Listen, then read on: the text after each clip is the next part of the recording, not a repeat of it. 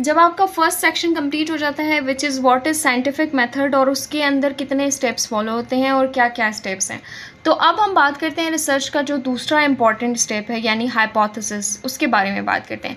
Hypothesis होती है एक क्लियर, फोकस्ड और टेस्टेबल प्रेडिक्शन जो बताती है कि दो वेरिएबल्स के दरमियान क्या रिलेशनशिप हो सकता है।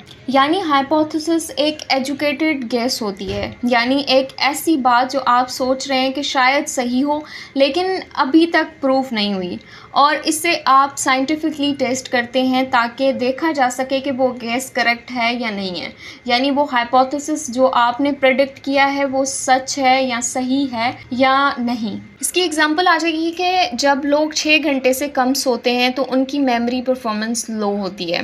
यहाँ पर स्लीप जो ड्यूरेशन है वो इंडिपेंडेंट वेरिएबल है और मेमोरी परफॉर्मेंस जो है वो डिपेंडेंट वेरिएबल है। अब आपके दिमाग में क्वेश्चन आएगा इंडिपेंडेंट वेरिएबल और डिपेंडेंट वेरिएबल क्या होता है, तो हम इसके बारे में भी बात करेंगे जब हमारा हाइपोथेसिस कंप्लीट हो जाएगा।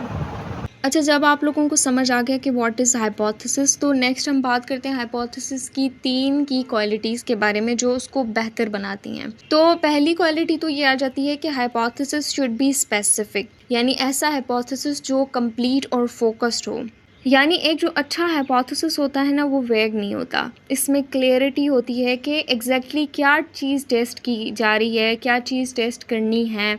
अगर आप सिर्फ कह दें कि नींद का असर है तो ये अनक्लियर है, किस चीज़ पर असर होता है, कितनी नींद, किस तरीके का असर, ये सब कुछ जो है वो अनक्लियर लग रहा है, आपको समझ ही नहीं आएगी कि बात क्या हो रही है। तो ये एक गलत हाइपोथेसिस है, ये अनक्लियर है, ना सब्जेक्ट डिफाइन है, ना आउटकम, ना लेवल ऑफ नींद या जो भी है। अच्छा, बेहतर हाइपोथेसिस ये हो सकता है कि अगर आप कहें कि लोग 6 घंटे से कम सोते हैं तो उनकी मेमोरी टेस्ट स्कोर्स सिग्निफिकेंटली लो होते हैं। तो ये क्लियर, फोकस्ड और टारगेटेड हाइपोथेसिस है जिसमें वेरिएबल्स डिफाइंड हैं। नेक्स्ट हाइपोथेसिस की जो क्वालिटी है वो हाइपोथेसिस मेजरेबल होना चाहिए, जिसे साइंटिफिक टूल्स से मेजर किया जा सके। यानी अच्छी हाइपोथेसिस उन वेरिएबल्स पर फोकस करती है जिन्हें हम एक्यूरेटली मेजर कर सकें। साइंस में क्वांटिफाइबल डेटा ज़रूरी होता है, सब्जेक्टिव फीलिंग्स ज़रूरी नहीं होती। एग्जाम्पल, मेजरेबल वेरिएबल्स हो सकते हैं, आवर्स ऑफ स्लीप हो सकते हैं कि कितने घंटे हैं इन नंबर्स, मेमोरी टेस्ट स्कोर हो सकता है इन पॉइंट्स, परसेंटेज जिसमें भी हो, रिएक्शन टाइम हो सकता है इन मिली सेकेंड्स या जो भी टाइम हो। इसमें अगर मैं बोल दूं कि अगर कोई उदास हो तो वो अच्छा स्टूडेंट नहीं बन सकता। उदासी और अच्छा स्टूडेंट को मेजर करना डिफ़िकल्ट है अगर क्लियर मैट्रिक्स ना हो, तो ये एक गलत हाइपोथेसिस है।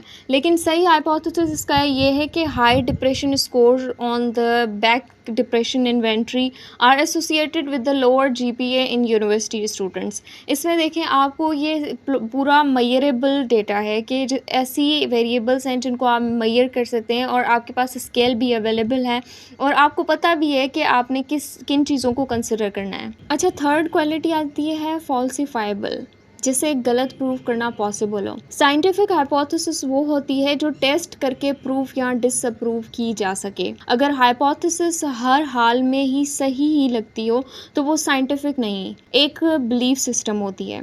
नॉन फॉल्सिफाइबल की जो एग्जांपल है वो ये क्लेम है कि लोग तभी अच्छा फील करते हैं जब उनका ऑरा साफ हो। अच्छा, इसमें जो ऑरा है उसको साइंटिफिकली मेजर नहीं किया जा सकता और ना ही डिसअप्रूव किया जा सकता है।